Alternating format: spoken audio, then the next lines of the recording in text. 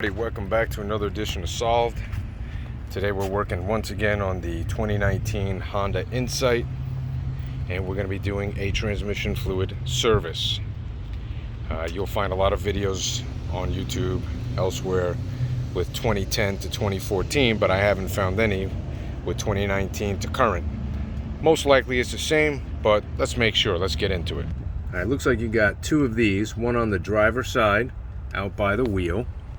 And then you got another one right over here, which is close to the passenger side. And then that takes down the whole shield as it's pivoting on these anchor points. And then there's a 10mm as well.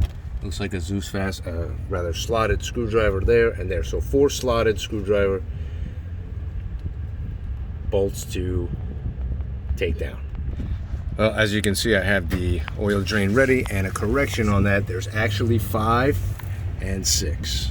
Okay, then you got these 2 Phillips, which are out by the front bumper cover. Now, once you remove those 2, it just slides right down. And there's your transmission drain right there. It looks like a 3/8 ratchet ought to do it. If you want, you can put a small extension. Okay, so you put your 3/8 ratchet on there. Boom, easy. You can remove it by hand if you like. Very, very smooth. Good threads on there, so you don't have to worry about crisscross threading. Just always make sure. Side note, there's your oil filter.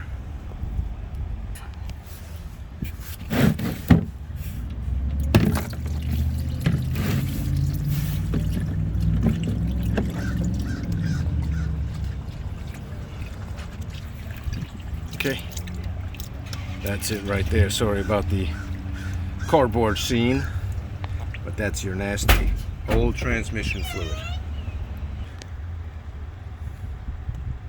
Okay, so we got the bolt back in. You can hand spin it, make sure the ratchet's on tighten, and give it the old good German measurement, good and tight. Okay, don't have to over crank it. Remember, kids, it is aluminum. And now we are ready for reassembly. I'm going to need 2 hands to put up the shield. Remember, you have these anchor points right there and there. There's one, and then the driver's side. You just slide it up, make sure you got it in there, boom, and it hangs by itself. Nice. All right, so as you can see here, this is the Phillips, which we're going to tighten there. And then the other 6 bolts, rather, you see that? It's not exactly a screw. It is what's called a Zeus fastener, DZUS, I think it's spelled. That's what they look like.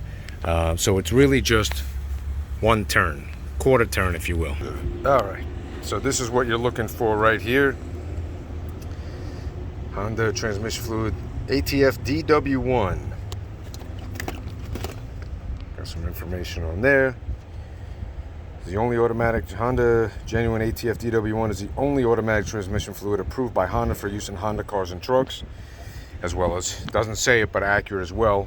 This fluid is not for use in all-wheel drive differential or CVT vehicles. Consult owner's manual for application. Heed these warnings. It's very important. You put the wrong fluid in, very expensive repair. Let's get these in there.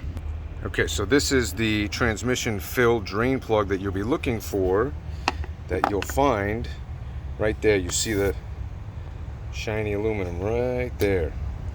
That's it. That's where it goes. 2.1 quarts. Make sure that you wipe down the area. You can't do it until you take the plug out, but make sure you wipe it down very cleanly.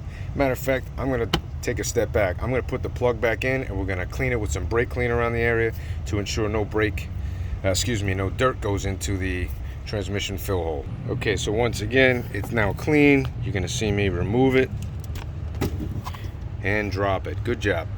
That's okay. Make sure you put a little bit of the brake clean on a clean rag.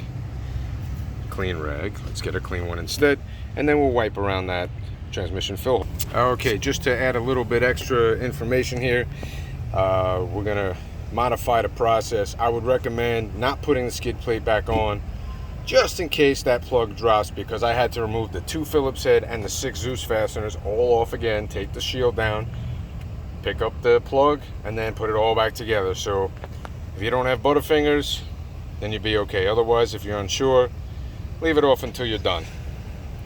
Now we're moving up to the fill part here. Depending on which funnel you have, I'm removing this air intake hose, which you can see is micro tiny Phillips heads, or you can use a 5.5 millimeter socket if you have it. If not, you got to get a really tiny Phillips head. I'll show you in a moment how tiny. So that's the size of the socket, and that's the size of the Phillips head, just to give you an idea of how tiny it actually is. So I didn't disconnect this side because it's connected to the air filter housing box, but I did remove all the clamps, or undid the 4 clamps, 1, 2, 3, and 4. And then you can just negotiate it off nice and easy, and that might give you better access. If it gives you a problem, then of course you got to disconnect. So this is the setup I wound up going with. Had to disconnect the coolant hose there, and we put the funnel right there, which you can see. I don't know if you can see the hole, but you can see the transmission fill hole down there, and that's it. 2.1 quarts DW1. If you do disconnect the coolant line, make sure that you do bleed out the air system, the coolant system, if it's needed, and that way you're not airbound. Thanks so much for watching another edition of Solved. Tune in next time for the next vehicle. Be sure to like, subscribe, and share if you find that this video helped you. Contact with any comments or questions, and we'll be sure to get back to you as soon as we can. Thank you so much for watching again of Solved.